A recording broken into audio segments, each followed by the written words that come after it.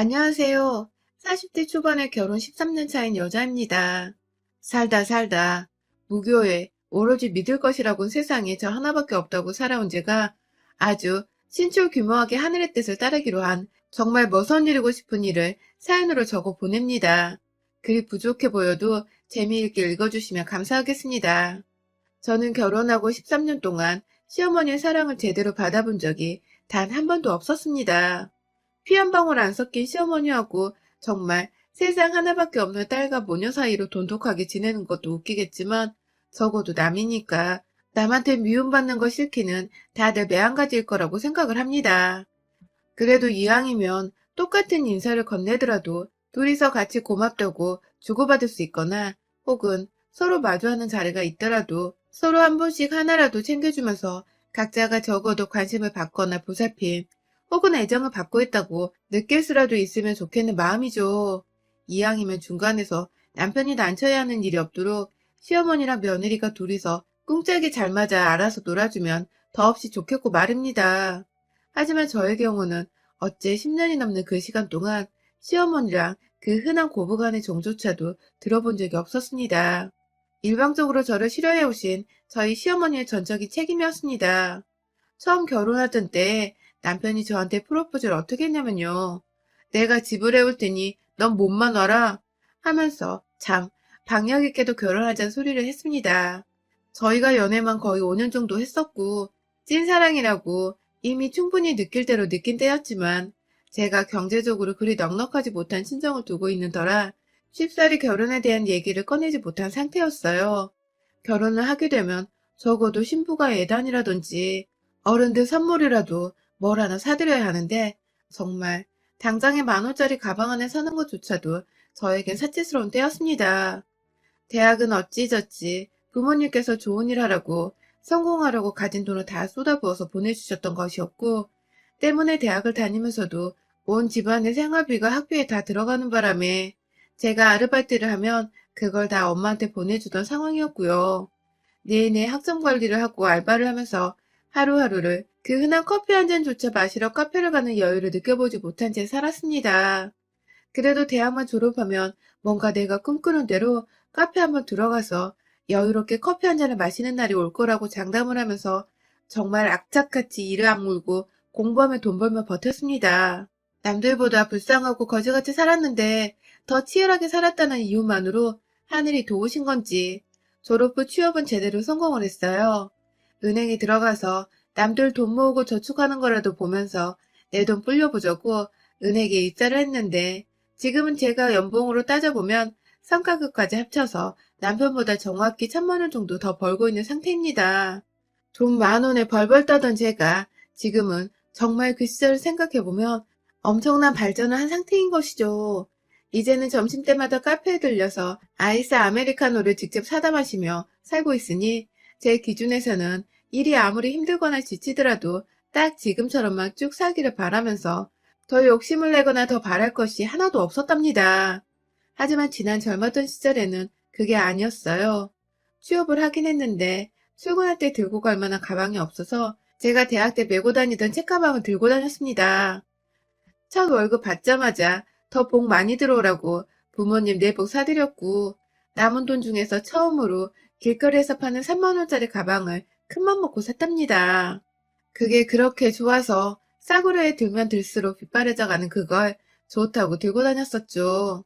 딱 그쯤 점차 돈 쓰는 것의 재미와 보람을 알게 되고 돈이 모이는 저축하는 재미도 알게 되면서 여전히 집안이 너무 어려워 모으는 족족 빠져나가는 게 훨 많았지만 그럼에도 이렇게 살다 보면 언젠가 더 큰 꿈을 키워봐도 되지 않을까 싶었던데 남편을 만났어요.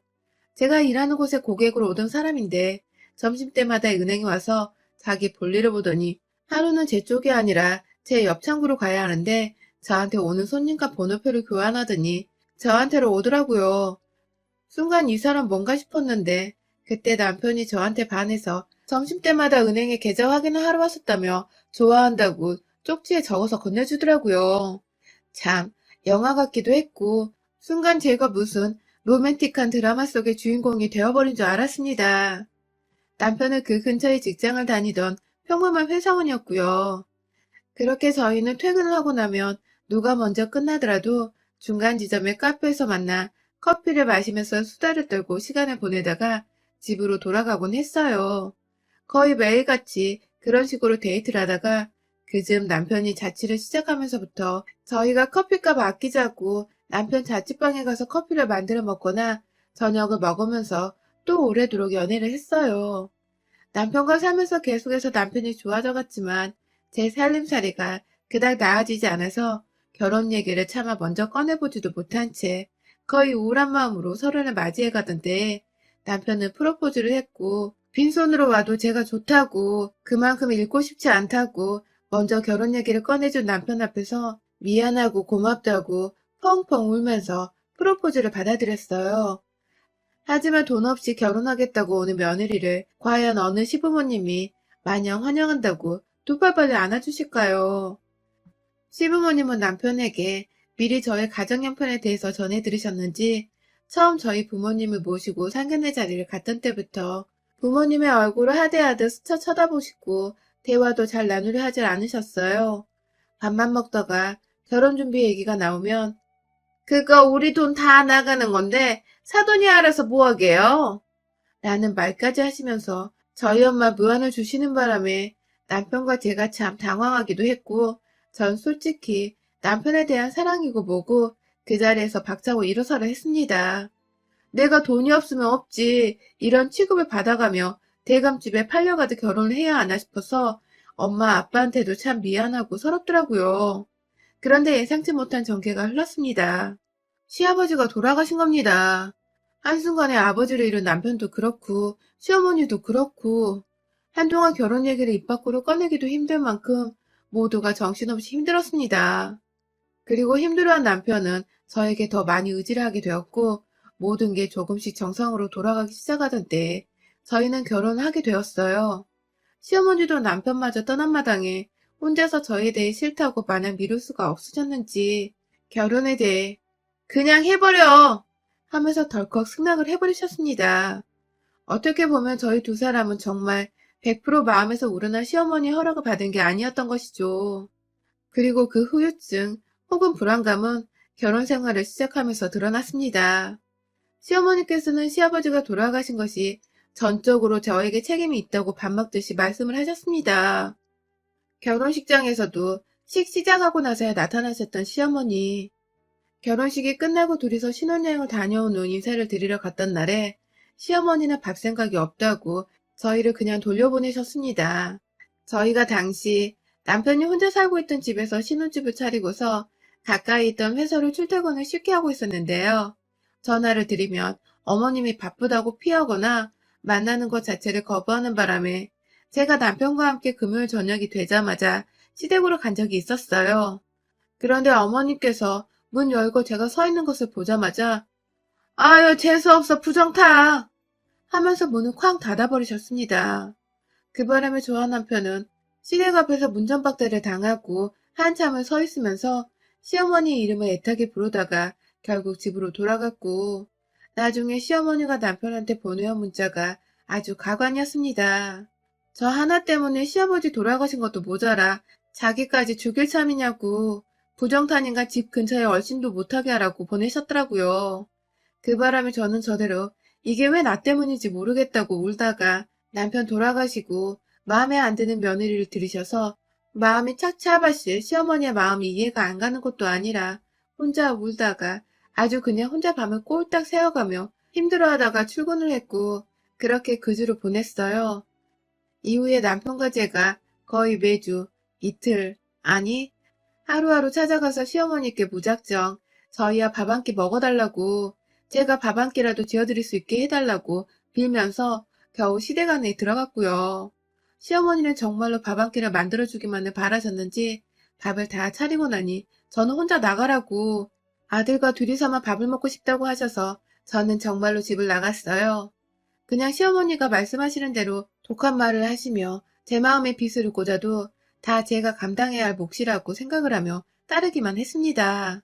직장 생활을 하느라 힘들었는데도 틈만 나면 시어머니의 마음을 어떻게든 열어보려고 참 부단히도 시댁 문턱을 넘나들며 찬바람 쌩쌩 불고 마음껏 무시하는 걸 다 받아들이고 참았습니다. 제가 시어머니와 처음으로 한 공간에 오래도록 있어 본 것은 다름 아닌 그로부터 2년 후 제가 아들을 낳고 난 후였습니다. 아이가 태어나면서 시어머니는 그래도 손주가 보고 싶으셨는지 병원까지 찾아와서 아이를 직접 안아보기까지 하셨어요. 아이가 제 눈에 봐도 남편을 참 많이 닮았었는데 그게 그렇게 좋으셨는지 처음 보는 애교를 부르시면서까지 아이에게 한없이 다정한 할머니시더라고요. 제 딴에는 내 아이가 복덩이구나 싶어서 아이를 계기로 시어머니와 좀 더 가까워지고자 결심을 했는데 아쉽게도 그러지 못했습니다. 여전히 시어머니는 남편 혹은 저희 아들만 보면 좋아라 하셨을 뿐 그 후에 제가 2년 차이로 딸아이도 낳았는데요. 딸아이는 병원에 오시지도 않았고 심지어 어머니 집에 가도 딸아이는 한번 안아보지를 않으셨죠. 제가 싫어서 제 딸아이까지 싫어한다는 것을 제가 누구보다 잘 알고 있었고 아이들과 남편도 차별을 느꼈는지 시댁에 가는 걸 굉장히 불편해했지만 저는 적어도 결혼하고 10년을 노력하고 아이들을 할머니에게 보여드리고 하면 없던 정도 생기시지 않을까 싶어서 해마다 명절은 물론이고 어머님 생신, 아버님 기일 등 주기적으로 시댁을 찾았어요. 하지만 해가 지날수록 어머님의 차별은 더욱 심해져 갔습니다. 급기야 그냥 데려오지 말라는데도 꾸역꾸역 저와 딸아이를 데리고 온다면서 남편을 향해서 욕을 한 바가지 했다가 저희 아들한테 너네 엄마가 사람도 죽이는 부정덩어리야 하면서 제 흉을 보셨고 그 바람에 남편이 애 데리고 뭐 하는 짓이냐며 아들을 데리고 나가려다가 시어머니가 아들을 막 붙잡는 바람에 중간에서 애가 겁을 된통 먹고서는 한동안 시댁에 가는 걸 겁나했던 적도 있었습니다. 시어머니 하시는 꼴을 보니 아이들을 더 이상 데리고 가면 안 될 것 같아서 저도 그때부터 애들 생각하며 발길을 끊으려고 했는데 또 그러면 시어머니는 전화가 와서는 왜 손주 안 보여주냐면서 네가 나한테서 아들도 모자라 손주도 뺏어가려 하냐면서 부정타는 년이라고 막말을 한참 해대시는 바람에 그게 또 겁난다며 저는 쪼르륵 애들 데리고 달려가곤 했었습니다. 그러다 나중에는 아예 딸내미는 시댁에 데려가지도 않았어요. 차라리 아이에게 엄마 욕하는 험악한 할머니의 모습을 보여주지 않는 것이 안 데려가서 서운해하는 것보다 훨 정서적인 면에서 나으니까요. 한 번은 저희 딸아이가 초등학교에 입학하기 전 저 없는 사이에 애 아빠랑 오빠 손잡고서 할머니 집을 따라간 적이 있었는데요. 남편은 제가 없으면 그래도 어머님이 순수하게 아이를 받아들이실 줄 알고서 자기 딸에는 계획적으로 접근을 해본 것이었는데 집에 들어가자마자 어머님이 저희 딸을 그냥 빤히 아주 빤히 쳐다만 보셨더랍니다. 저희 아들이 뭔가 이상하다며 할머니 왜 그렇게 내 동생을 쳐다봐요? 하고 물어보니까 저거 속에 귀신이 쳐들어갔는지 안 들어갔는지 확인을 해야 한다면서 절대 귀신이랑은 눈싸움으로 지면 안 되는 거라며 애를 그냥 무섭도록 귀신 얘기를 자꾸만 해드시면서 노려보셨다더군요. 그로 인해 저희 딸이 지 몸에 귀신 들어간 거 아니냐면서 오빠를 붙잡고 남편을 붙잡고 울고불고 난리가 났고 아들도 동생 우는 거 보고서 왜 할머니는 내 동생한테 귀신 얘기를 하냐면서 얼싸안고 울고 진짜 눈물 없이 볼 수 없는 광경이었다더군요. 남편이 겨우 그 상황에서 애들을 데리고 시댁을 나오면서 상황은 일단락이 되었고 집에 오자마자 아들이 할머니하고 있었던 일을 다 설명해 주느라 저는 상황을 전해 듣게 되었고요. 남편이랑은 그날 정말 치고받고만 않았을 뿐 죽이겠다는 심정으로 싸웠네요. 왜 나 하나 때문에 우리 딸이 애 취급도 못 받고 귀신 취급을 받고 있냐면서 당신은 당신 딸이 그런 취급받는 걸 도망치는 걸로만 해결을 하냐면서 따지기도 했고 이렇게 힘들고 사람 취급 못 받고 살 줄 알았으면 나 그냥 애초에 결혼을 안 했을 거라며 지금 나 혼자 벌어먹고 살아도 잘 살 수 있었을 텐데 왜 내가 이 고생을 하냐며 마음에도 없는 소리를 남편한테 해대면서 남편 가슴에 붓을 박았습니다. 그렇게라도 하지 않으면 시어머니가 하는 말과 행동들이 너무 당연시 여겨질 것만 같아서 제가 어떻게든 그 짓을 남편한테 따져야 했습니다. 그때부터는 제가 아예 지친다면서 시댁으로 발길을 완전히 끊어버렸고 저희 딸과 아들이 누구보다 그걸 좋아라 했습니다. 남편은 자식된 도리는 해야 하지 않겠냐며 혼자서 명절 때만 잠깐 시댁을 왔다 갔다만 하는 정도였고요. 그런데요, 참, 이게 코로나로 사람 심리가 뒤바뀐 것인지 갈 수 있을 땐 그렇게 오지 말라고 하더니 정부에서 가지 말라고 해서 정말 못 가는 상황이 되어버리니 왜 안 오니? 하면서 저희를 찾더라고요. 시어머니가 말입니다. 처음엔 당연히 남편하고 아들만 찾는 건 줄 알고 남편한테 아들이라도 데리고 다녀오라고 했는데 남편의 말로는 시어머니가 저희를 다 같이 불렀다고 하시더라고요. 이게 무슨 일인가 싶어서 이제서야 드디어 마음속에 있던 저에 대한 앙금이 풀리셨나 싶어서 정말 너무너무 기쁘고 들떴습니다. 그 오랜 시간에 모진 말을 들어가며 부정타는 취급, 사람 아닌 취급을 당했었는데도 시어머니의 오라는 말 한마디에 모든 앙금이 사르르 녹아버리더군요. 그래서 이번에 시댁에 갔습니다. 같은 서울 땅이라 뭐 어디 이동하고 말 것도 없이 그냥 드라이브 겸 차로 조금 움직이며 금세 도착하는 거리였습니다. 그렇게 도착을 해서 딸아이 손은 일부러 아빠가 잡게 하고 저는 아들 손을 꾹 잡고 넷이서 설렌다며 다 같이 애마냥 좋아라 시댁 문을 열고 들어가는데 전 분명히 봤어요. 시어머니가 남편 손에 잡힌 딸내미를 보더니 표정이 똥 씹은 것 마냥 뚱해져서는 급기야 너 왜 애를 데려? 라고 말씀을 하시다가 뒤에서 나타난 저를 보더니 까고 있던 귤껍질을 저희 쪽으로 던지시면서 나가 부정타 이것들아! 황무당이라도 불러서 구판이라도 해야 저것들이 안 오지! 하며 소리를 지르신 겁니다. 급기야 어머님은 제 속에서 낳은 딸내미가 이미 집안에 들어와 있자 그게 불결하다면서 부엌에서 소금 한 바가지를 퍼다가 그 어린애 몸으로 쫙쫙 뿌려버리셨습니다. 순식간에 애는 울고 아들도 울고 남편은 딸내미한테 소금을 뿌렸다며 시어머니를 향해 달려들고 저는 애들 껴안고 데리고 나오고 말도 못해요. 다시 글로 그 상황을 적으려니 심장이 후달려서 눈앞이 깜깜하네요. 집으로 돌아가는 길 내내 저희 딸아이는 엄마 품에 꼭 안겨서는 자기가 뭐 잘못했냐고 할머니는 왜 자기를 싫어하냐며 물어보는데 제가 눈물이 다 나더라고요. 애 앞에서 웬만하면 강해 보이려고 안으려고 했는데 딸아이 말 한마디에 그냥 눈물이 쪼르륵 쏟아져 내렸습니다. 그리고 이내 시어머니의 정도로 넘은 행실에 열이 받아 제정신으로 살 수가 없었던 저희 심리 상태도 충분히 이해해 주실 거라 믿습니다. 저는 도저히 당하고만 있을 수 없었습니다. 자꾸만 제가 시아버지를 돌아가시게 했다면서 집안에 불운한 기운을 들여왔다고 잴 수가 없다 하시는데 시아버지 심장마비로 돌아가신 게 어떻게 제 잘못이냐고요. 남편은 결혼하고 나서 은행원이 저한테 돈 맡겨놓고 전보다 저축도 잘하고 사는 것도 훨 안정적이게 되었다며 오히려 결혼을 천번만번 잘했다고 하고 있고 저는 저대로 결혼하고서도 직장에서 승진도 꾸준히 했고 친정에 돈을 보내드리며 장녀로서 해야 할 의무도 다하며 마음 씩씩하게 잘 살고 있는 사람이었습니다. 우리 애들도 엄마 아빠 말 잘 들으며 순하게 커주고 있어서 더 바랄 것이 없는 지금인데 자꾸만 옆에서 긁어 부스럼을 만들며 한바탕 집안을 쑥대밭으로 만드는 시어머니가 오히려 저희에겐 악기이고 불운이었습니다. 다른 사람도 아닌 제 딸한테 아직 초등학교 졸업도 안 한 이 어린애한테 소금 테러라니. 무당 불러서 구판하고 쫓아내려 한 시어머니의 콧대를 완전히 납작하게 해줘서 제가 더 이상 쉬운 며느리도 아니고 내 새끼도 함부로 대할 만한 존재가 아니라는 걸 분명하게 일러줘야겠더라고요. 저는 그날 온 가족들을 집으로 보내놓고 혼자 패딩으로 꽁꽁 싸매고서 집 밖으로 나갔습니다. 제가 종교를 믿지 않아서 어디다 당장 도움을 구해야 할지 몰랐지만 무작정 생각나는 대로 우리 아파트 마당발이자 부녀장님 집으로 찾아 들어갔습니다.